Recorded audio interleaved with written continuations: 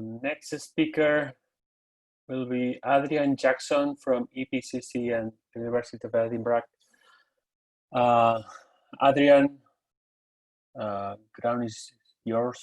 I will unmute you. Thank you. Good. Excellent. I hope you can all hear me fine and see my slides. Let me know if you can't. 1 second. Yeah, I was wondering if Tony, do you want us to wait for a couple of more minutes just for the people to come and for the rest of the attendees? Tony, what's your thought on that? Yes, up to you. I think we can wait a couple of minutes for last minute attendees. Yes. Okay, so Adrian, please excuse me. Let's wait for a couple of minutes before. Just let me know when you're ready to go. Okay, thanks.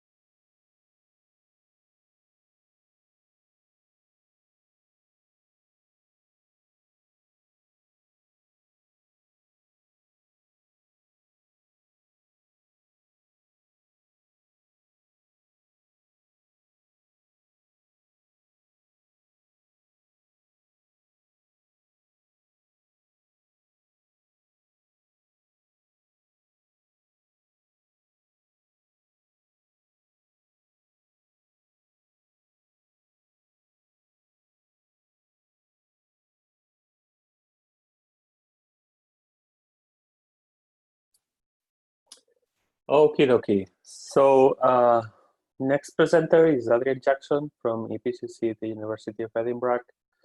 He's presenting exploiting non-volatile memory for larger scale computational simulation. So Adrian, the ground is yours. Thank you. So do shout if you can't see the slides properly or you can't hear me. Otherwise, I'll plow on regardless.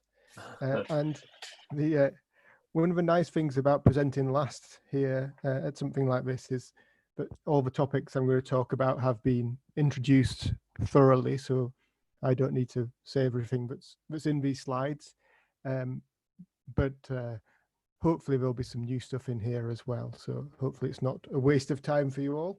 But as the introduction of the slides say, I'm talking about how we exploit multi-level memory, and actually this is talking about work done in a Horizon 2020 project called NextGen.io, which is finished now, and as the name suggests, NextGen.io was focused on I/O operations rather than just pure memory hierarchies, but I/O operations looking to move beyond the standard cache memory storage model that we have to some of these new memory systems that have already been talked about with high bandwidth memory and non-volatile memory, or what I'll end up calling byte addressable persistent memory, because there are different kinds of non-volatile memory. Really, we're interested in the ones which sit in the memory channels and are controlled through the same memory controller as the DRAM. And looking what benefits that hardware brings for applications and what challenges that brings as well, with the intention really long term that you can start defining some different storage and memory hierarchies, so we can go to systems like you see with Fujitsu A64FS processor, FX processor, where you have actually a processor and high bandwidth memory on board, but no DRAM, and then you have slow storage somewhere else, so a Lustre file system or a GPFS file system or something like that. And what we were looking in Next-Gen I/O is, what are the chances, or one of the things we were looking at are what are the chances or challenges and benefits of going to a system where you get rid of the DRAM and you get rid of the external file systems as well, and you treat everything as memory. And your storage is just a different class of memory, just a different level of memory in your system. And you could start to build systems where you had a processor with high bandwidth memory on node, on board, and then non-volatile memory or byte addressable persistent memory in the node, and that's it. You get rid of the external storage, and you also get rid of the DRAM. And what does that look like for applications, and what does that look like for performance? And all this was built around, of course, Intel's Optane memory, because Intel was part of this project, and this gives us the memory access through memory channels and the persistent nature of it. So for us, the persistence was important. Now, a lot of the memory applications you may work with, and a lot of the memory functionality you may be looking at, may not care about the persistence. And indeed, the persistence really is just a byproduct of the hardware, the way it works. So you can think of Optane as large and slow main memory, which by accident also is persistent, if you like. But there are places where this persistence is useful, and for us that's in the I/O replacement arena, where you get rid of the I/O operations to an external file system, and you use this persistent memory instead. But for other people, you may not care about persistence, and it may just be what you're looking for is Optane as a very high volume in node storage to complement other kinds of in-node storage you have, such as DRAM or high bandwidth memory. So we see this hierarchy, or this menu of different memory technologies that we have now, where different memory technologies have different energy characteristics, different power characteristics, and different bandwidth, latency, and what I've called volume here, which really just means size, how much data you can store in them. The other interesting thing, of course, about what's already been discussed as well about something like Optane is that it's asymmetric. So the read performance is faster, for some definition of faster than the write performance. And as also has already been discussed, these kind of memory hierarchies could be managed automatically for you. So because we're talking about memory in memory channels controlled by the process onboard memory controller in the processor, actually we could provide these applications, we could provide this memory hierarchy as something that's completely transparent to applications, and just use something like Intel's memory mode, which we also call two-level memory, and effectively your Optane memory is the main memory because it's large, and the DRAM sits in front of that, or theoretically high bandwidth memory could sit in front of that and become the cache for that. And so it's transparent to the application. And now, of course, if you do that, then you do lose this persistence functionality. And one of the other speakers already mentioned this, but because we were interested in the persistent nature of this, that may be not applicable to what we want to do. But also, skipping slightly ahead here, just using the memory controller to automatically manage this memory space may not give you the best performance because of the different performance characteristics of these different bits of memory hardware. So here we benchmarked streams, which is a memory bandwidth benchmark, on a system, Skylake system with DRAM, so a normal amount of DRAM, 192 gigabytes of DRAM per node, 3 terabytes of Optane memory per node, and we look at the performance we get if we run the benchmark purely in DRAM, and for these nodes we get about 150 gigabytes a second through the DRAM. And then if we just use the Optane memory directly using the PMDK library, and we program it directly and we don't use the DRAM at all, we get about a fifth of that performance, so 32 gigabytes a second. And then if we run it in memory mode, where the application just thinks it's DRAM, but the memory controller is assigning it automatically, actually we can see we can get performance which is close to the DRAM performance. But this really depends on how much data you're pushing here, because the streams benchmark, you're meant to have a data set which is as big as 3 times the last level cache in the system. So on the DRAM system here, our last level cache is, I can't remember off the top of my head, but we're talking a few gigabytes of data here to get a sensible streams benchmark here. That's the same size cache when we're going directly to Optane memory. But of course, when we go into this memory mode functionality where the whole DRAM is being used as cache, we actually have to get a sensible benchmark, or to get a fair benchmark, we really have to push up the size of the data set we're using. And then we can see this last line of the table here, memory mode large. Here we've gone up to about 1 terabyte of data for this streams benchmark to take account for the fact that our DRAM is our last level cache. So in the node, we have 192 gigabyte cache size. And then we can see the performance really is significantly worse than if we were just programming it directly and going to the Optane memory directly through the PMDK library. So we see there's some benefits for actually managing our data ourselves, or the application managing its data itself, because it knows about some of the things that it's doing. It knows which data could go into different places. And we've seen already some great presentations from different ideas of doing that, from the memkind library to different page allocators and different applications. Sorry, different libraries that applications can use. So it's obviously, this is an active space of research, and people are very interested in undertaking this thing. Here we're looking to do it sort of at the lowest level possible, which is go down to PMDK library, create the arrays ourselves, manage that ourselves inside the application. So it's sort of the most low level way you can do this. There's no cleverness going on in here. You have to program this yourself, but actually it's always worth looking and seeing, and it's not that difficult to do it. So this set of code here at the bottom of the slide is really all I need. I memory map the file. I can then use whatever pointer I get from that to do create a bunch of arrays here. So it's from a streams benchmark, I've got a triad, and I've got a array, B array, and a C array, and I've put them all into persistent memory, and that's all I need to do.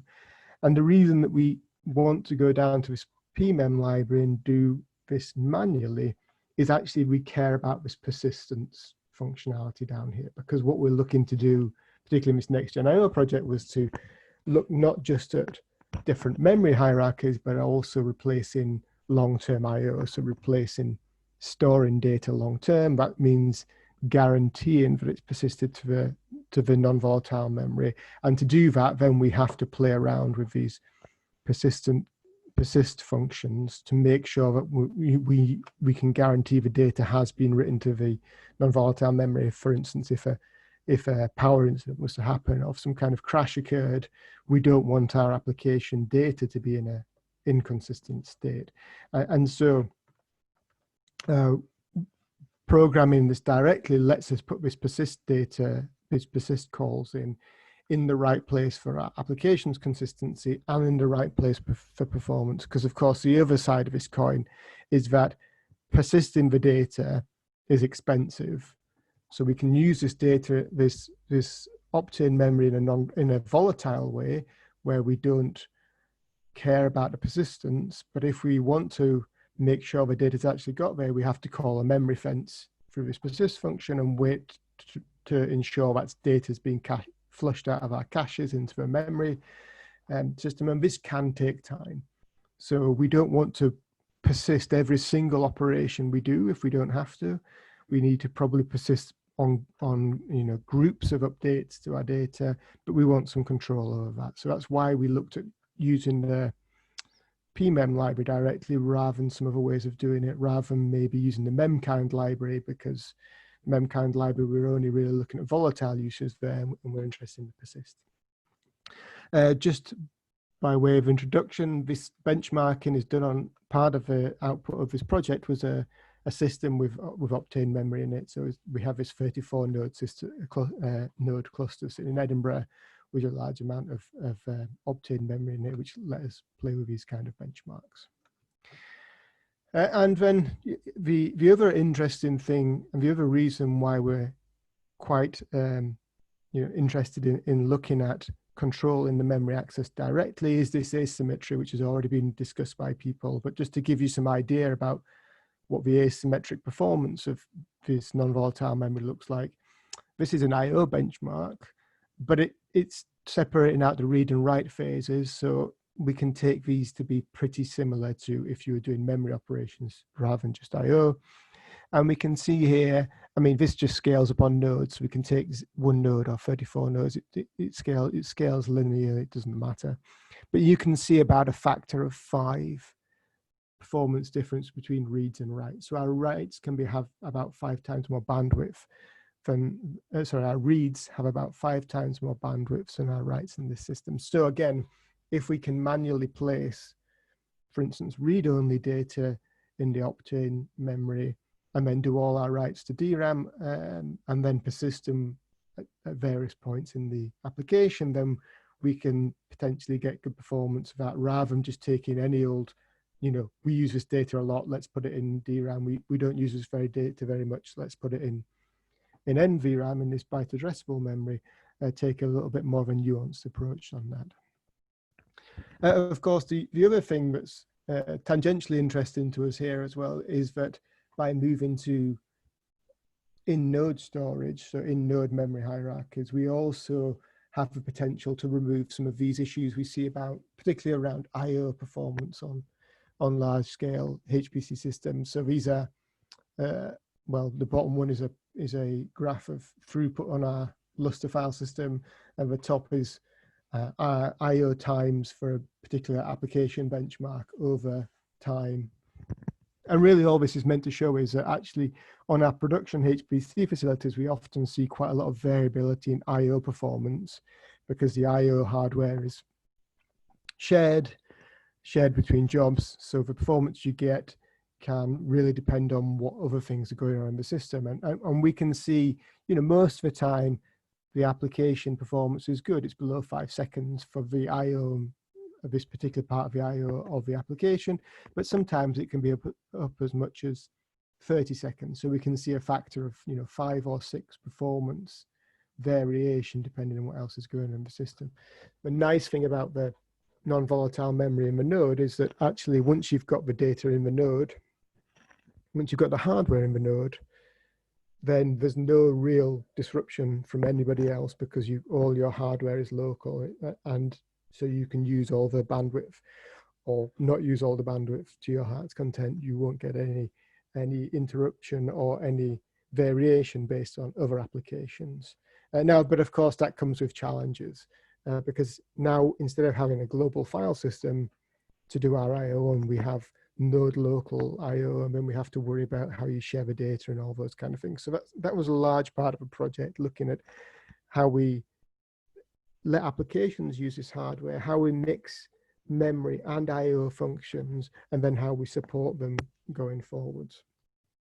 And the nice thing from our perspective is playing with this hardware is actually you do really start to see the benefits of moving from a model where we have compute and memory and storage. So we have compute and memory operations, and we have I/O operations through files, to one where actually your I/O operations are just memory operations on a different bit of hardware.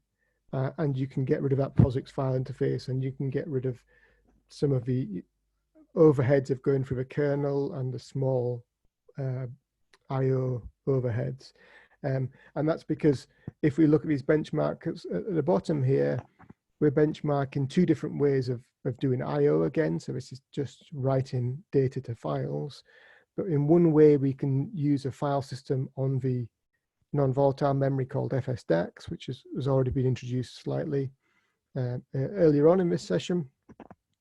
And then the other way, we can go directly through the PMDK library rather than using a POSIX style I/O interface.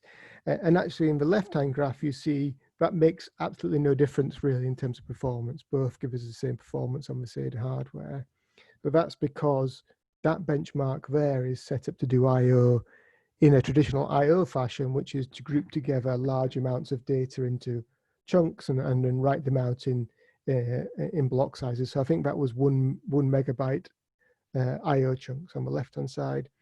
Actually, on the right-hand side, if we then look at using our data on 256 byte rather than 1 megabyte at 256 byte operations, so working on small amounts of data, and we choose 256 bytes here because that's effectively the size of the cache line for the Optane DIMMs, or at least the size of a write line for the Optane DIMMs. Then we can actually see we can get or 2 orders of magnitude better performance when we go through the memory interface through this PMDK thing than if we went through a file system interface.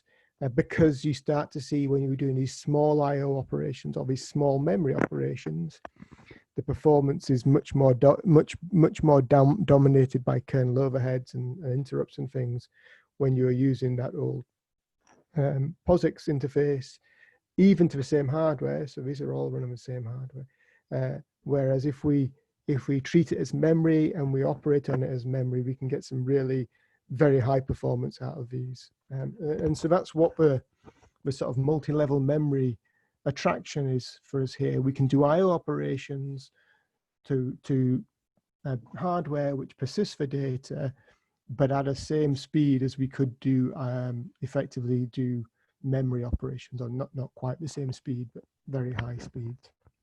And these graphs here are exactly the same thing, but just looking at a single node and looking at a range of different block sizes for the I/O work being done. And we can see on the left-hand side, using the old file system interface, it takes you up to very large block sizes. You really need to get up to 64 kilobyte, 128 kilobyte blocks before you start to see the hardware performance. But you should be seeing, whereas on the right-hand side, when we go through the memory interface, we can see that hardware performance pretty much from the beginning, from very small block sizes all the way up to 64, 128 kilobytes of memory operations. And then we start to get the points where we may be saturating the cache or these kind of things, and we see a bit of a drop off in performance in the read. But that was the really beneficial thing for us, in that, okay, there's new memory hardware coming along. Why should I use it from my application? It's going to take some work to use it. Okay, here's why you should use it. You should use it because actually it has very good performance, and also it will let your application work in ways that it hasn't worked in before. So you can start working at a small amount of data granularity. You could envisage using this hardware then to let you build systems with very small amounts of volatile memory, a small, 16 gigabyte, 8 gigabyte, 4 gigabyte DRAM or high bandwidth memory on chip, because we can access the blocks of data in small amounts and still get good performance, pulling that in and out between our memory hierarchies. So that's what was interesting when we started playing with the hardware. Of course, now it's in the memory system, we have to start worrying about NUMA effects. And so all those benchmarks before are actually where we've optimized our data placement to our, the NUMA nodes where our processes are running. If we don't do that, then we can see, pretty significant performance impacts. So graph on the top left is where we're not respecting NUMA nodes and actually using all the memory, the non-volatile memory from a single socket. And then the graph on the right is where we are respecting NUMA nodes. And we can see on the left, without respecting NUMA nodes, the reads are down at 30, 40 gigabytes a second, and the writes are down at less than 10 gigabytes a second, much less than that.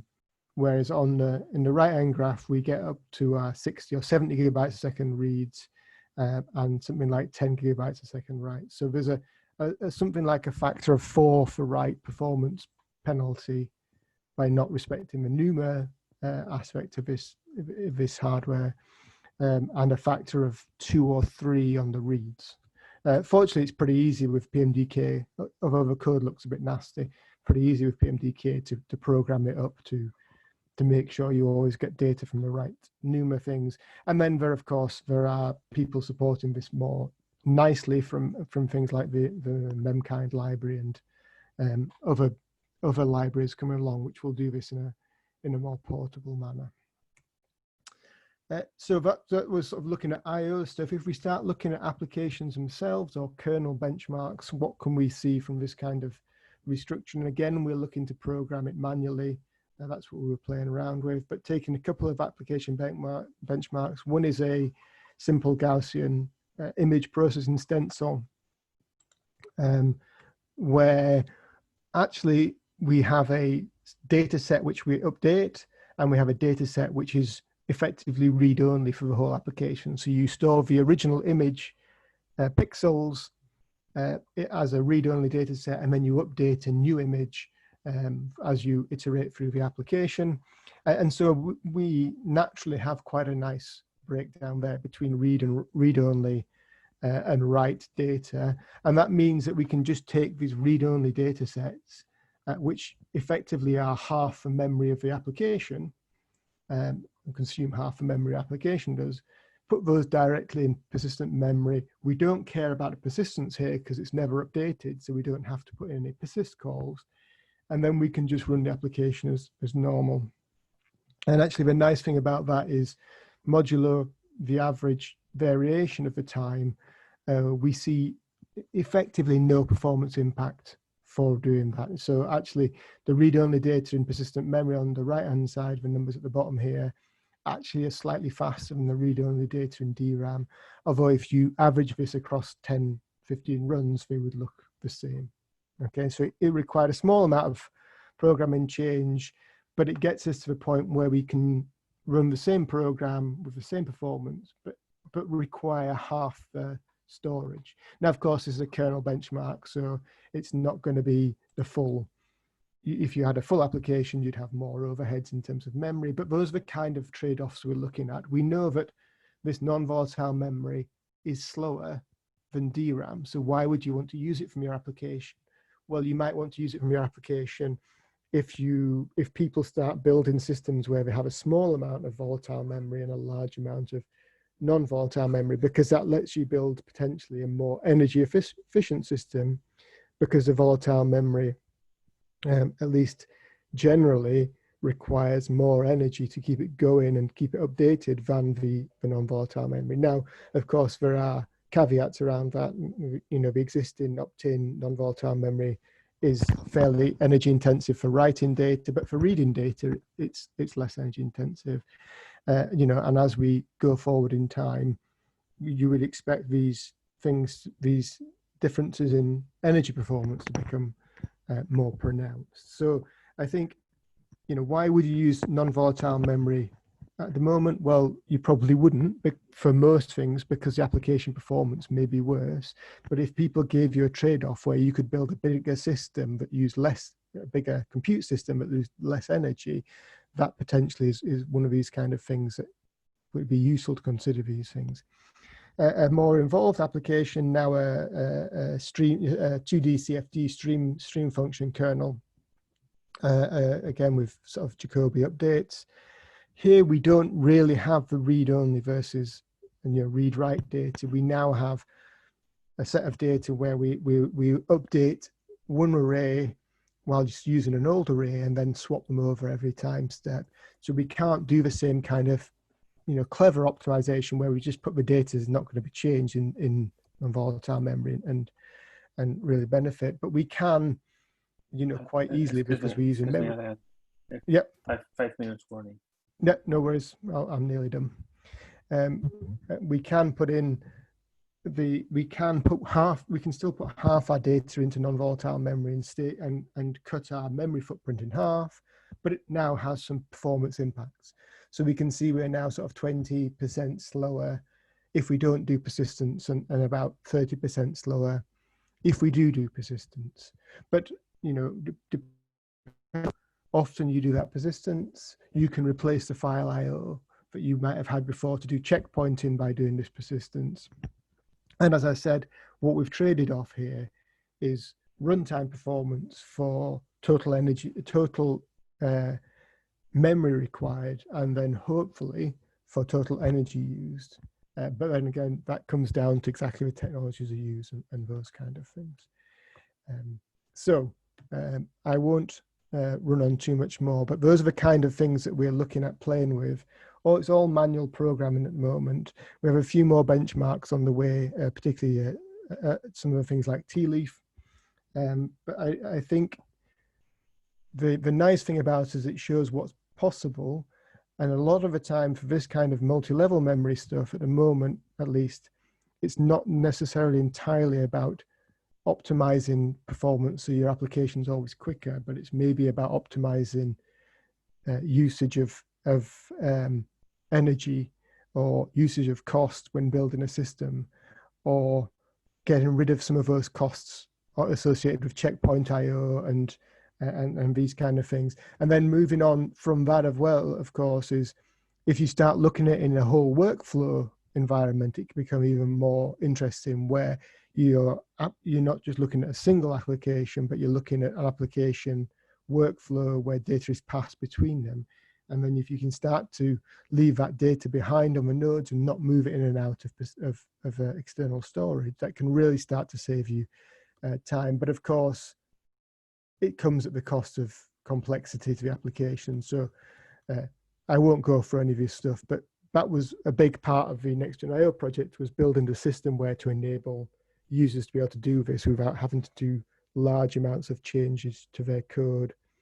And so that things like batch schedulers understood it better. So if you're interested in that at all, then go and have a look at the NextGen IO website. We've got loads of stuff on there, or drop me an email. And I will wrap it up there, saying that, this multi-level memory is here, obviously. It's definitely interesting from an application point of view, but I think at the moment it's more interesting from how could I design an optimal system and could people use it properly and efficiently, than okay, I best use this memory because it's going to give me amazing performance right now. Unless, of course, you have an application which is pretty dominated by IO, and then, of course, things like Optainer really are a game changer in terms of performance. But any of these changes requires quite a lot of thinking at the system level, systemware, schedulers, those kind of things, as well as at the application level. And I will stop there. Thank you very much, Adrian. This is very interesting what you're doing on the project on NextGen IO. Is there anyone from the attendees willing to ask a question? Please raise your hand. Also, you have the option of the Q&A box underneath. I don't see any for now. In the meantime, I would actually like to ask you, so you mentioned you have already a cluster deployed with non-volatile memory? Yes. And is it DIMMs or the yes. SSDs? The DIMMs, wow. Yeah. So we have a 34 node cluster which we built with Intel and Fujitsu, which has 3 terabytes of Optane DIMMs per node. And what's your network? We've got dual rail OmniPath. Wow, I wish I had access to one of those. That's very Well, nice. just email me. Anybody who is interested in access. I mean, it's a European funded system which was designed to give researchers access to this hardware and play with it. So we definitely open to people getting on and playing around with the hardware. That's great. We may set a collaboration between EPIC and NextGen IO. That would be great. Thank you. Any questions? I don't see any. Okay. Well, hopefully people will keep them all for the panel. Yeah. So is there a follow-up project after this NextGen IO? There is not, no. I know there are similar projects which are working in this space. There's one I think called Maestro, which I think Cray are involved with, but there wasn't a direct follow-on to NextGen, no, partly because of Brexit, but let's not go there. Okay. Okay, thank you very much, Adrian. So yeah, let's move then to the panel where all the speakers are invited to participate. This will be moderated by Marie-Christine Sawley. She is Exascale Lab Director at Intel. And Marie-Christine, all yours. Hello. Yes, good afternoon. Can you hear me? Well, yes, good afternoon. Go ahead. Okay, good afternoon, everyone. Congratulations, first of all, for the very interesting presentations. I tried to follow all from the beginning. I was really, I think I learned many things on some of these presentations and really excellent. Before we move into the panel, just two things. One is that unfortunately I am on a bad network. If I disappear, I hope I won't disappear, but sometimes it just shuts the sound. I don't hear anything. It happens twice during the whole afternoon. So just to let you know. And second, during the panel, we also have questions, right, that can be raised by the participants. Is that correct? Mm-hmm. Okay, from the co-host.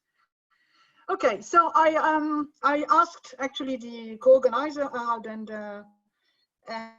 Tony Peña to give back the agenda so that we have and all the participants we have in mind all the names first of all the presenters which gave these presentations, and also the topic that they addressed, maybe just to help a little bit also balance the discussion. I would like to ask if there is among also cross discussion between panelists is always very interesting. Is there something that one of the panelists would like to ask to the other one? I was just also as a side remark, I was extremely interested into this last discussion about cross-pollination between projects. I think this is one of the great outcome of such presentations, when you can see that things can bounce to something else to build for the future. I think this is quite a very good outcome already. But is there something that one of the participants would like to ask to another one? So Michael or Mark or Tim, Joao, Adrian. No? Well, actually, I can propose one question that is sort of transversal. If I got it correctly, I would say that most of the talks were about static approaches, whereas the only dynamic approach that we discussed was the hardware-supported memory mode. And so the question is, do we see an advantage in dynamic approaches that react to the access of the applications and they place and migrate data across the multi-level tiers dynamically? Or is the fact that we are all mostly focusing on static approaches, does it mean that that's where we'll get most of the gains? So there's no big advantage in going for dynamic. Excellent topic, Joao. Thank you. Anyone wants to pick on that?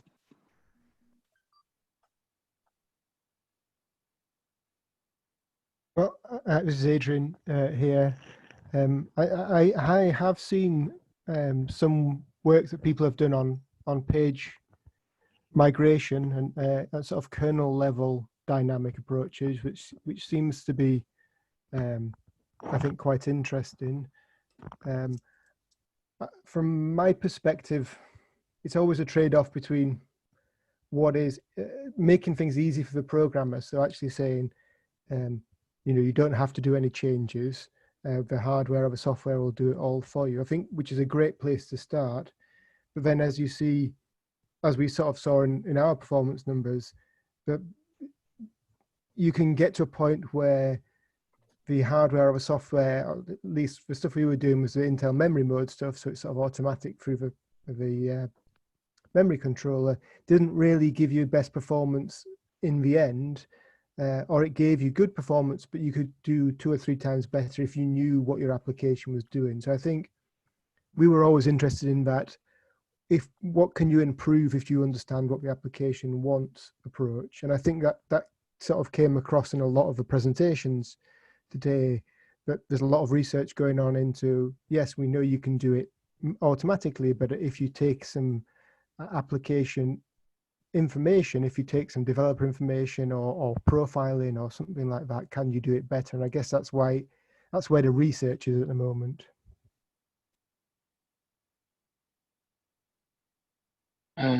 Yeah, I got one comment regarding this profiling thing. I'm not sure if all of the audience are familiar with Intel ViewTune profiler tool. Actually, it got supports for MCDRAM and persistent memory, and could be pretty helpful tool for finding the bottleneck and make effort easier for integrating these different memories. So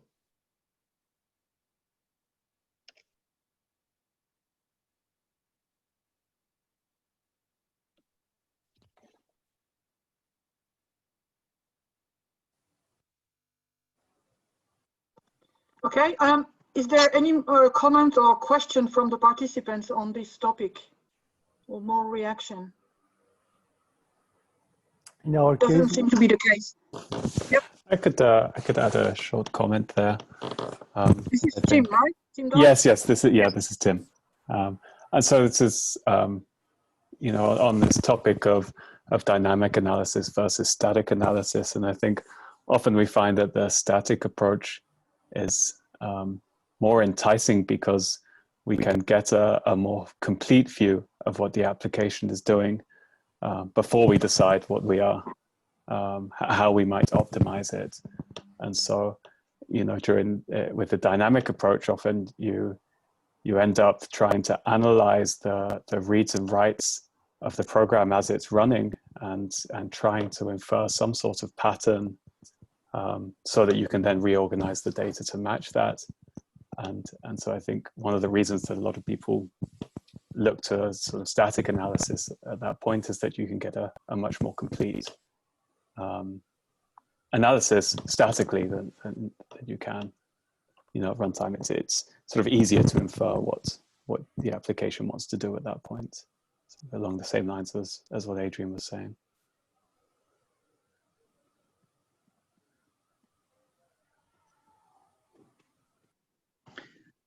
We have one hand that is raised, and this is Siddharth. Yes, I wanted to comment that dynamic techniques also suffer from accuracy of measuring the trade-offs between different kind of allocation. If such techniques can be improved, maybe dynamic techniques, dynamic allocation might be far more accurate and might be better result than the user-directed placement mechanisms.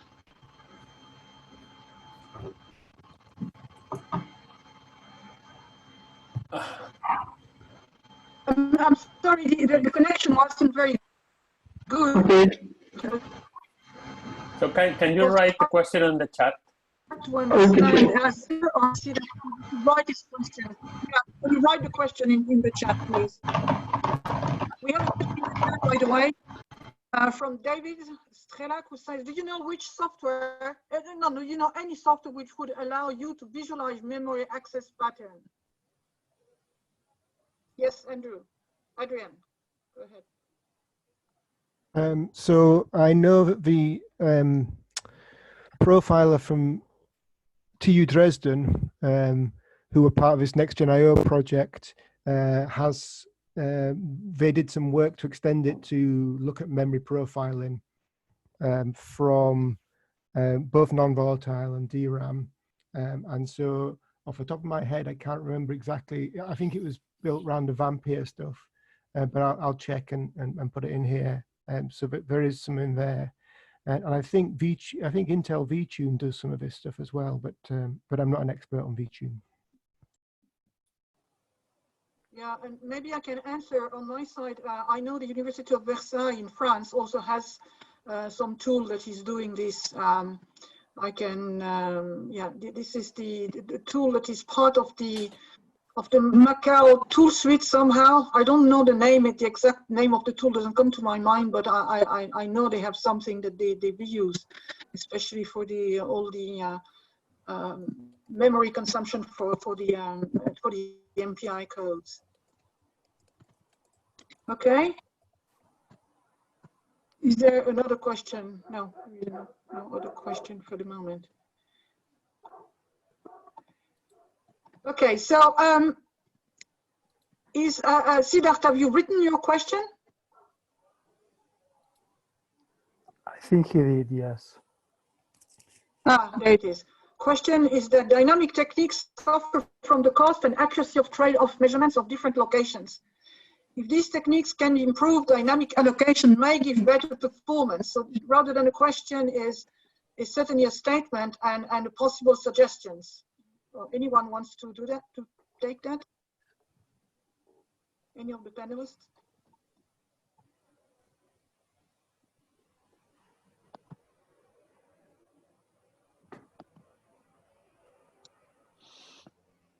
I'm not sure I understand what he means by that.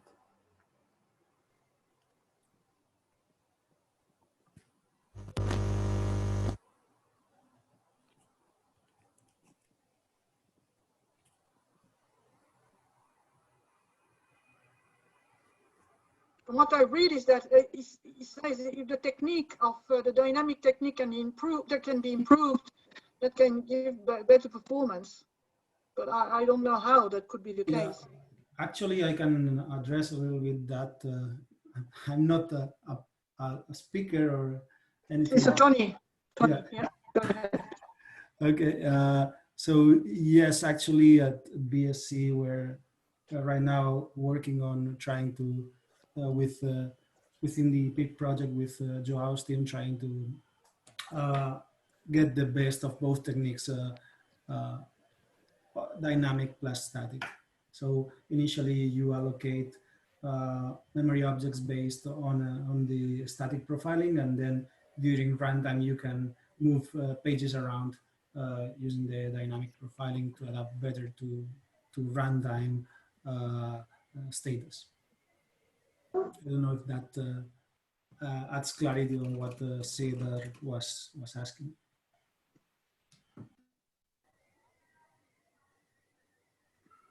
Siddharth, can you say whether this is what you wanted to ask?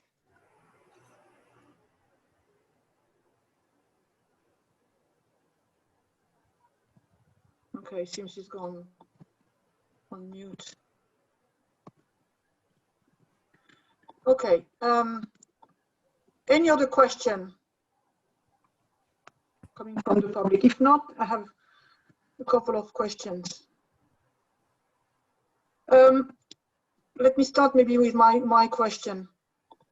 It was even during this panel already mentioned that there is a lot of research being made on such topics, and some very interesting developments and excellent papers. However, I think in the end, it's also the necessity and the wish to have something that is being made accessible to all the non-ninja programmers, as Tony likes to call them. Do you think this is the case? Do you see the panelists, do you see the community, the big user of the big codes, some of them that were mentioned by the presenter, you know, the astrophysicists, the computational fluid dynamics, and so on and so forth? Do you see a lot of interest for such techniques and the willingness to apply them?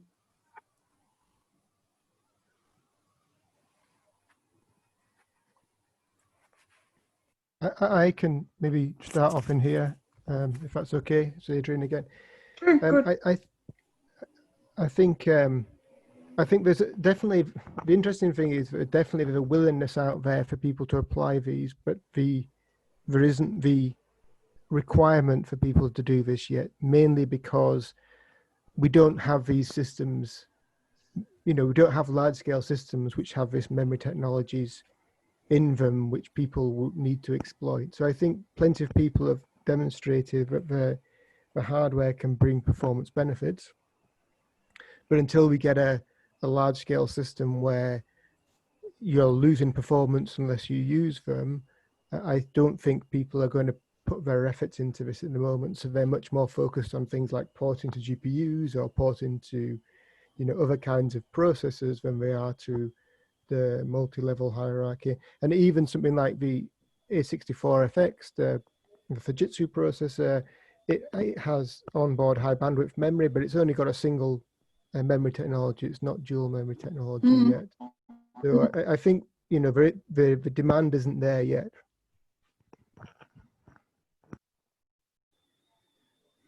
Any other comment on this topic?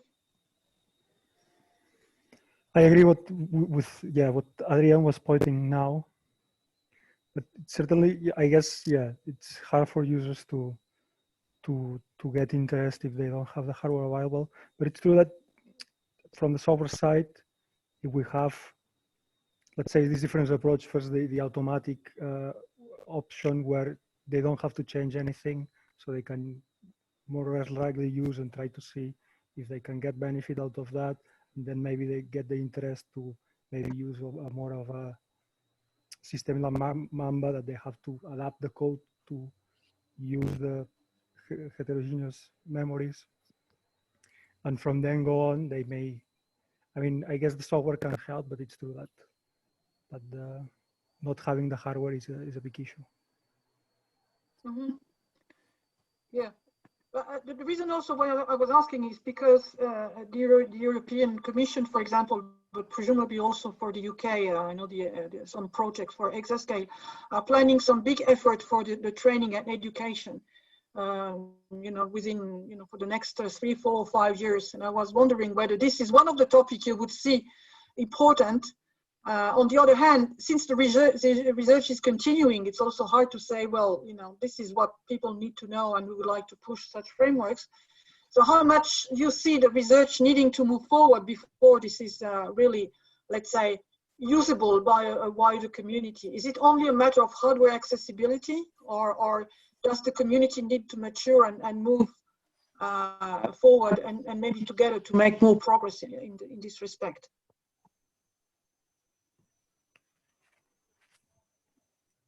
I would say that, yeah, it's still some work required. I mean, the technology is relatively new. So I guess that, yeah, the more developments there are. Yeah, the interesting thing, of course, is that unless users demand it, it's unlikely this hardware will get put into systems as well. So there's a bit of a chicken and an egg, right?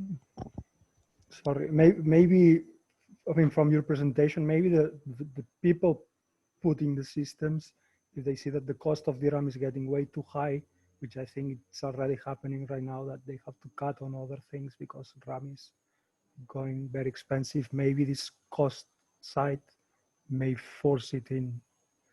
I mean, it's, yeah, it's, if the users won't use it, maybe it's not worth it. It's a bit of a trade-off, but I see a possibility that from the energy and consumption part, which at the end is cost, like money, this may introduce it from another side, but I don't know which one would, I mean, be a bigger driver. I think one of the things to be done from our side, you know, from the community of people trying to develop early software for these technologies, is really being able to demonstrate in a context that the general user will know the benefit of using such technologies. You know, so having benchmarks and demonstrator applications that are recognizable to users, either they have a particular pattern of computation or it's sort of a demonstrator code for a known, you know, widely used application, and being able to demonstrate concrete benefits using some particular memory technologies, so that, you know, that they are motivated to use them. You know, they have a clear idea in their head of what types of application may benefit from which types of sort of memory system and how they might use them. So this type of education, I think, would be quite important to raise the number of people using this type of technology. in a sense, would you say that for example, large-scale data analytics or AI, there is already they are way ahead in the use of non-volatile memory and persistent memory for either for cost reduction or better performance, and that HPC is not there yet because of course the workloads are different, the way of using is different, and the way the cost is also passed down to the user is probably also very different.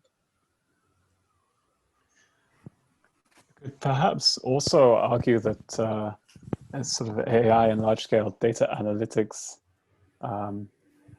tend to be, they're slightly more recent, and their workloads are typically more adaptable, as opposed to sort of more traditional HPC codes, where the code base might have been around for, 20 or 30 years already. And so the speed at which they might be able to uptake new technologies is somewhat slower, I would say.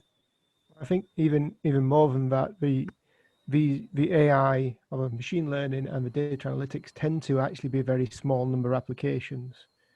So, it's TensorFlow or it's R or it's PyTorch.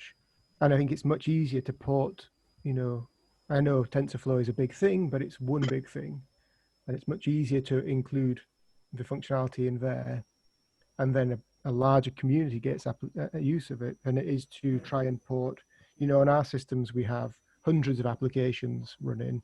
If we wanted to say, we're going to bring in non-volatile memory and it'll be beneficial to you all, there's no one single package we can easily port over and away it goes.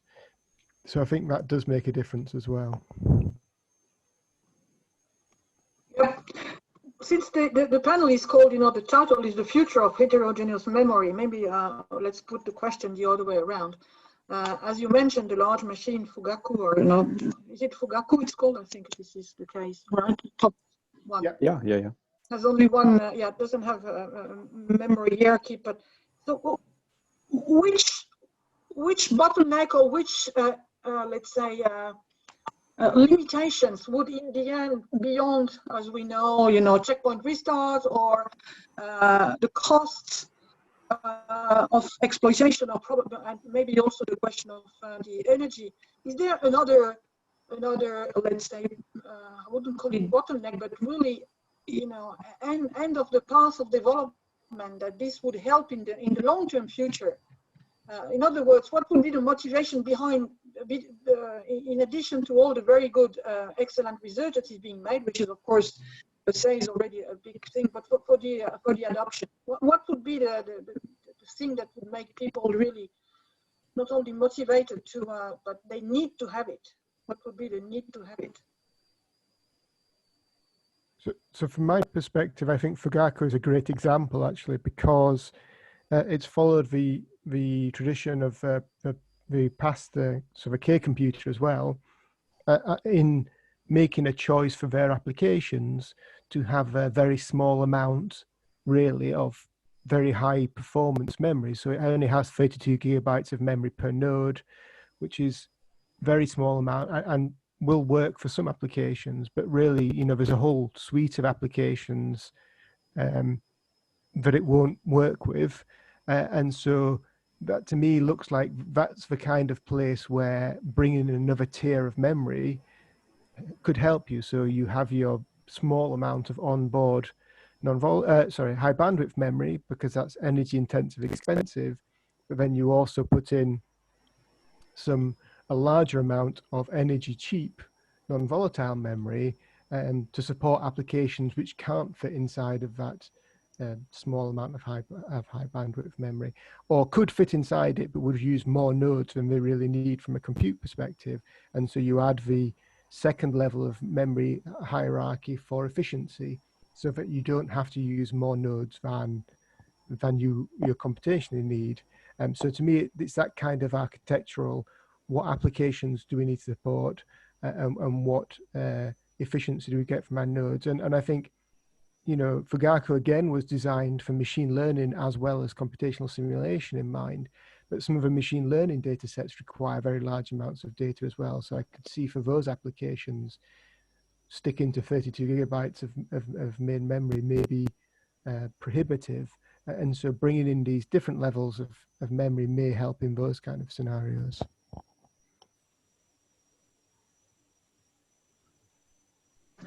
Thanks a lot for this.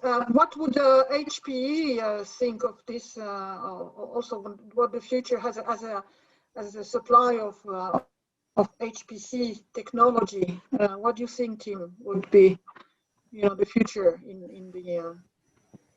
Can you hear me? Because I have again your internet. Yeah. Okay. Yeah.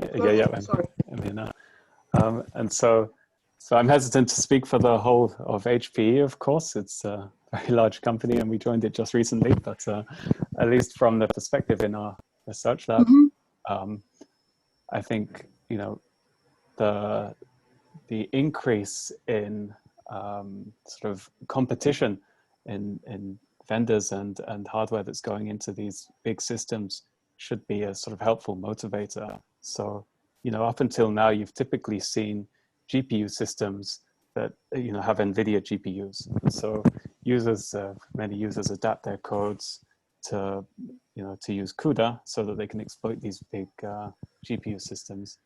But, some of the new systems that are arriving fairly soon now have, are built with AMD accelerators and processors, in fact. And so I think, when you start to have more competition in the marketplace here, the users will encounter more systems with different types of technology.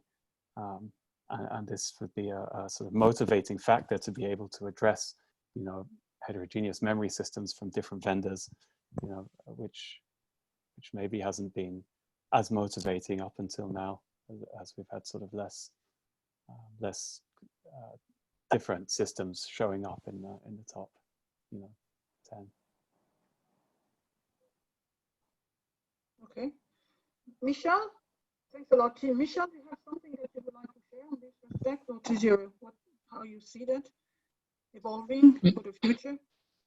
Yeah, from my perspective, regarding all the talks today, I believe something we should address is, let's say, how to say it, a software gap, because from the non-volatile memory perspective, it is pretty new topic, and as Intel, we have, let's say, something to mitigate this software gap and share the knowledge. Actually, I sent the link to the blog we used to handling regarding to persistent memory, to share knowledge and, how to say, integrate persistent memory a little bit easier for new users. And I believe this talk was pretty fruitful for everybody of us. So that's all my comment for today. Okay, I think Joao wanted to say something or raise a question. Is that correct, or make a comment? Maybe Yeah, I would just like to comment on your previous question. So about when will the user community of HPC realize the power of these new technologies? So I totally agree that we need to have, for instance, non-volatile memory available in large-scale systems. But I think there is also another thing that will clearly change the perspective of users, which is the fault tolerance point. So we will also move to a point where our systems the scale of the systems will grow so large with exascale that we will need to have fault tolerance with something like crash with checkpoint restart at a frequency that is able to keep up with the frequency by which nodes will fail. And if we start having nodes in our extremely large scale supercomputer failing every couple of times every hour, we will need to resort to this kind of new technologies for failure tolerance. So that's one point that we did not discuss much today, but I think that's also another emergent fact that will change and that will make the users want to have this kind of technologies available.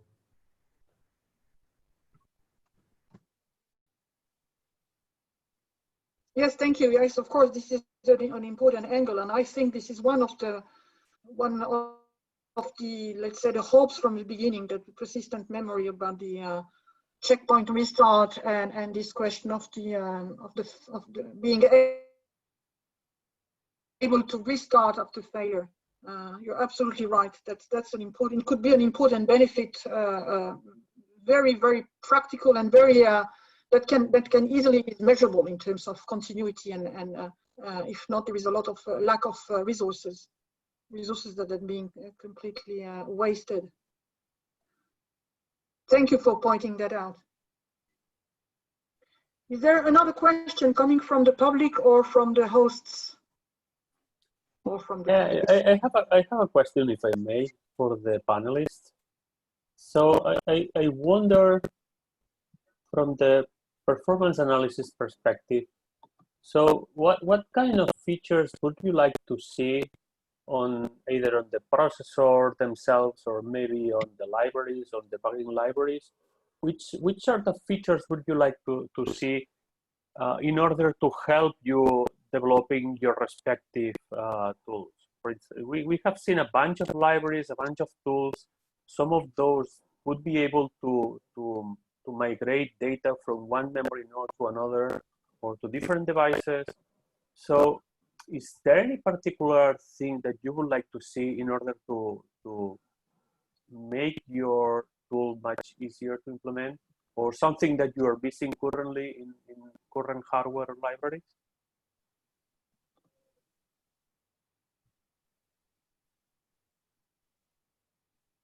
Well, maybe I can add, yes, one desire. So from our side, so as you know, we are very interested in bandwidth intensive applications, because we envision that heterogeneous memory systems are a great way to deliver an improved memory bandwidth to the application, if we allow the application to directly access data in DRAM and also on NVRAM, etc. Okay?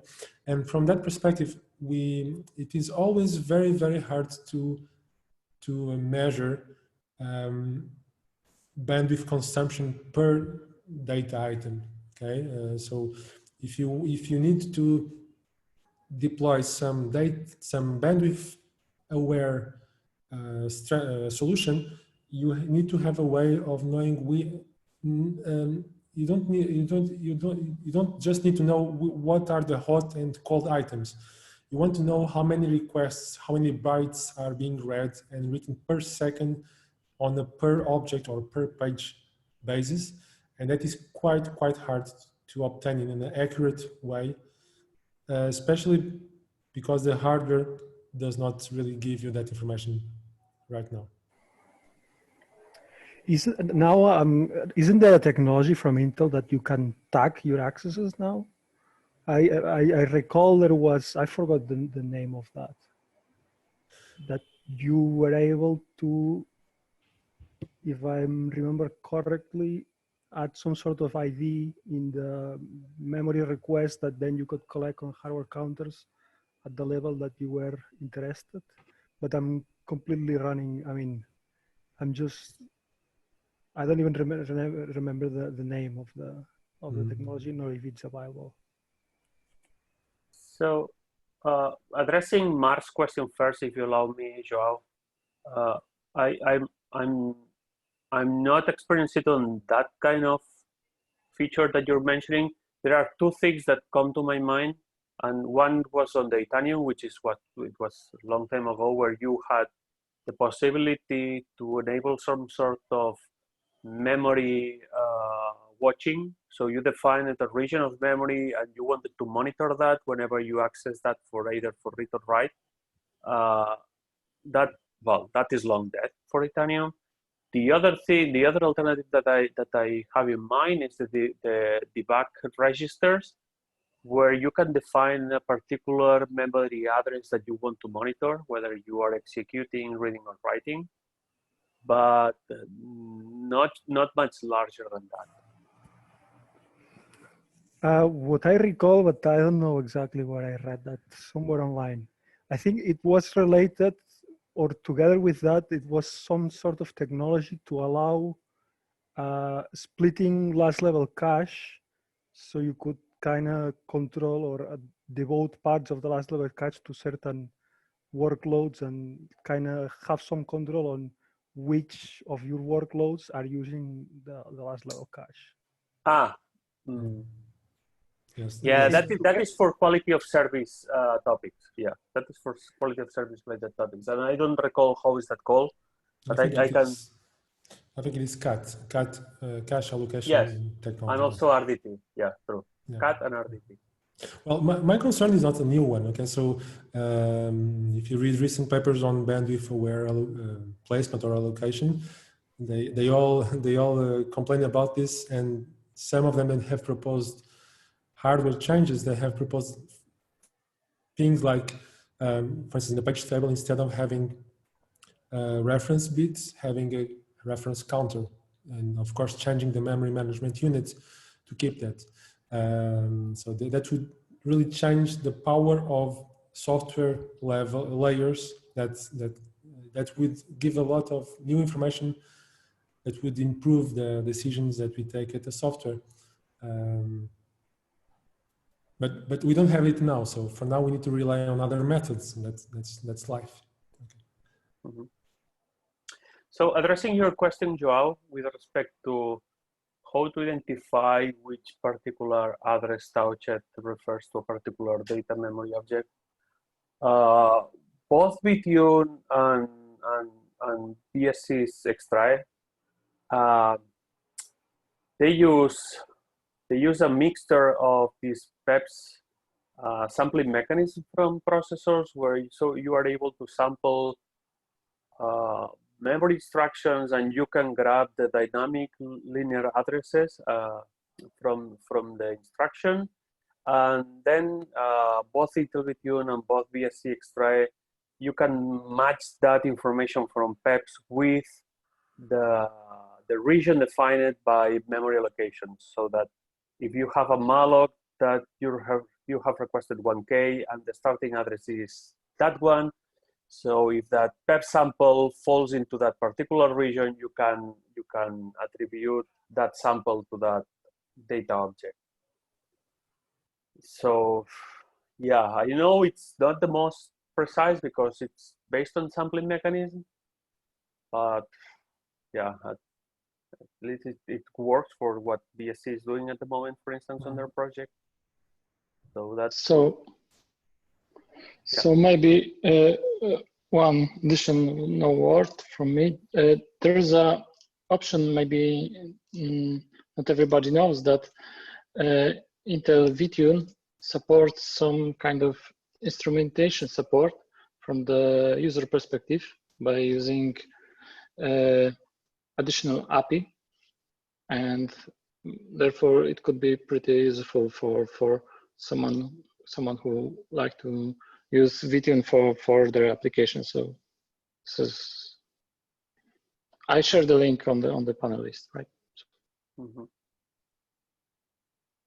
So going slightly off the topic, but hopefully in the spirit of your original question, the one thing I would love to do, which is not to do with hardware counters that are not available, but I know some of the non-volatile memory technologies, some of the underlying hardware, actually lets you vary the amount of volatility you get by varying the amount of energy or time you put into writing. So if you write something quickly, it will be effectively volatile. If you write something for a very long time, you can keep it for 10 years, but you can do something in between. And I think there is the potential there with that hardware to actually make some memory where you could have in the same DIMMs bits of memory which you were treating as volatile and gave you low latency, high bandwidth, and other bits of memory which were high latency, low bandwidth, depending on what your application needed. So I would love to be able to play around with that a bit and look at, can you do software defined memory latency and effectively say, for this array in my application, I am happy with it being slow because I want that data to be persistent. And for this array in my application, I want it to be quick. It doesn't matter if it fails, if it's lost during failure. And then define your granularity not at the DIMM level, but at the memory chip level inside the DIMM. Of course, it would need some controller technology if it did it. But I think then you could start, decorating your application with volatility or performance hints, which could be transferred directly into hardware, and I think would be really quite interesting. Whether it's physically possible or not from a hardware point of view is a bit more of a challenging question, but I think it'd be quite a nice thing to play with.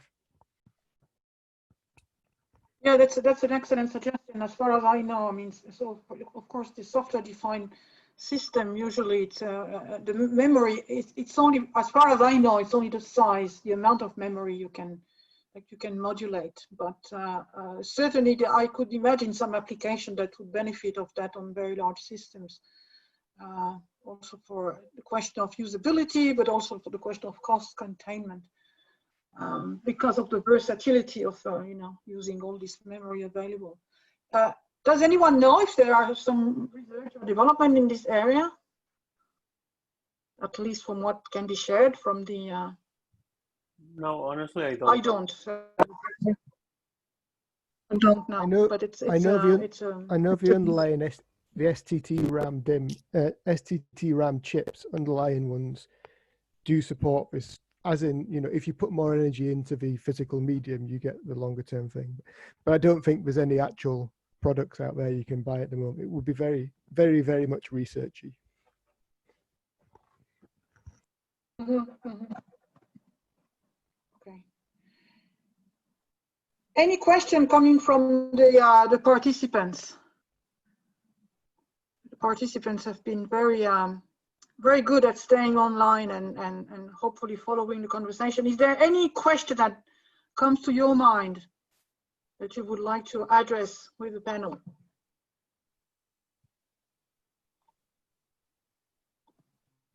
No, doesn't seem to be the case.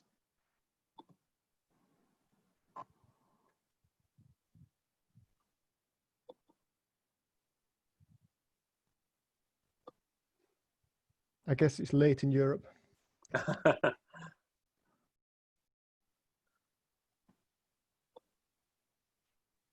Well, do the panelists have some final question or final statement they would like to make? Let's go around and then we can hand over to the hosts.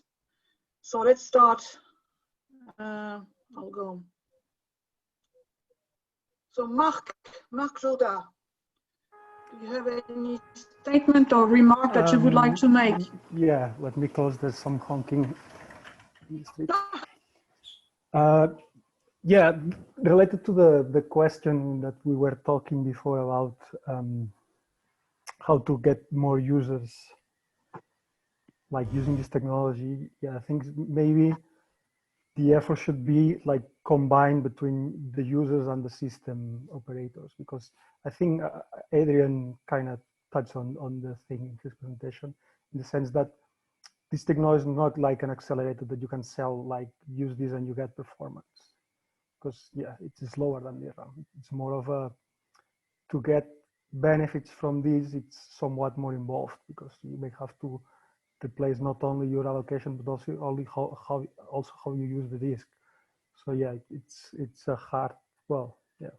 I don't know in the next Gen IO if, because I think on the slides he skipped, he said that part of the effort was how to provide this to the user in a convenient way. Maybe that could be an interesting thing to know.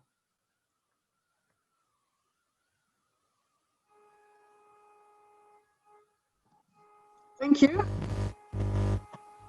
So let's go to Joao. Would you like to make a statement or a final remark or thought? Maybe just a final remark. Just going back to one of the questions where we were discussing what had to be done, what was still pending to be done until the user community started using these kind of technologies. Let me also add that I believe there is a lot to be done in the research perspective, and one of the things that needs to be done is that I remember reading papers on software on support for these non-volatile memories. I don't know, 6-7 years ago, and they were proposing different solutions, and they were all evaluated based on very simplistic assumptions. There was no available hardware, so most of the research was based on very primitive simulators that, for instance, only simulated latency, not bandwidth. They, for instance, assumed that wearing of the non-volatile memory was a big issue, but apparently in Intel says that that's not a big issue because you can have the DIMMs running forever for the whole 5-year warranty. So there are a lot of assumptions that have been on which we have based on our research for the last 5-6 years. And now that we start having the hardware available, we need to revisit all those proposals because there's lots of new systems. I expect that there's a lot of state-of-the-art that needs to be revisited because maybe the results that we have published before are no longer the correct ones. And that's my comment. Interesting thought, yes. Thank you. Tim Dykes from HP, would you like to make a final statement or comment? Yeah, I think I'd just add that it's been great to see the variety of talks and approaches that people are taking, in the agenda today. And it's clear that this problem, heterogeneous memory systems, isn't going to go away with the increased competition in the processor space, the accelerator space, increased interest in FPGAs. I think that it's going to continue to be important to focus on memory-centric programming problems, both from the hardware perspective, the operating systems perspective, the sort of middleware application library perspective, and from the end user's perspective. And so it's been great to see a good spread of these approaches in the talks today, and I look forward to seeing more work in this space. Thank you. Good comment. Excellent. Thank you. Adrian, University of Edinburgh, would you like to make your final statement or comment? Yeah, no, I think I agree with what everybody's said. It's certainly an interesting time. At some level, we need systems to start coming along that routinely have multi-level memories for applications to really start to use it. But I think there is a chance for us on the other side to start doing proper demonstrations of the performance benefits or the functionality benefits that people can get from these. So, we have played quite a lot with small benchmarks and replacing a bit of I/O here and there, but I think we need to do a bit more work on a large code and demonstrating the benefit you can get, and then that may help drive people including this kind of memory in their hierarchies going forward. And actually, I'd quite like to, although I haven't had time to look at it, do something like the Berkeley Dwarfs for persistent memory. So you could come up with a group of, these are different ways that you can use persistent memory, and this is how it would benefit you, kind of patterns. Okay, thank you. Thank you very much. Michal, would you like to make a final statement or comment or suggestion? I think that was pretty intense and fruitless workshop. I'm grateful for attending this, and looking forward to see the future of heterogeneous memory and see what community could brings to it. And I believe that's all from my side. Okay. Well, thank you very much again to all the panelists and the presentation. And with that, I hand over to the organizers for their closing remarks. Thank you. Thank you very much, Marie-Christine, and all of the panelists. This has been an outstanding panel discussion from my point of view. So as for the closing remarks from my side, I would like to thank everybody, all of the speakers, also Marie-Christine, also our steering committee, and acknowledge the project EPIC for as well as the Intel Exascale, Intel VSC Exascale Lab as for the main organizing projects, and also all the projects that collaborated in here. I'm seeing something on the chat. Thank you. Let's hope from my side we can have follow-ups and also hopefully a second HMEM next year. Harald, you want to say something? Just wanted to thank you all the panelists and all the attendees for staying and raising very interesting questions and presenting that very interesting slides. So I don't know if we asked that, but I assume that we will ask for the presenters their respective slide decks, and we will post them online. We will anyway post the recording session. Ah, true.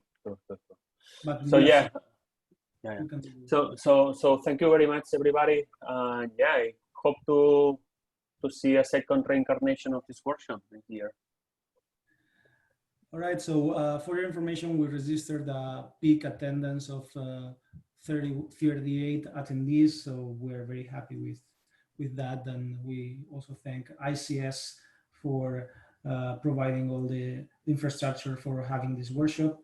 And from my side, I also thank Intel for helping organizing this workshop. And I think if there is any final question or remark from anyone before we close, we are about to be on time. That's great. Any final one? Very final one is that I really miss seeing you. I hope I can see you at some further conference. That it's been extremely well organized over the network, but I think at some stage we really need to meet people. But yes, it was really great, and we can keep the recording. This is important. Yeah, thank you so much. Here you can be face to face, I hope. All right, thank you very much, Marie-Christine. Thank you very much, everyone, and have a nice rest of your day. Bye. Yeah. Have a good day ahead, folks. Bye. Thanks. Bye. Thank you all. Thank you. Thanks.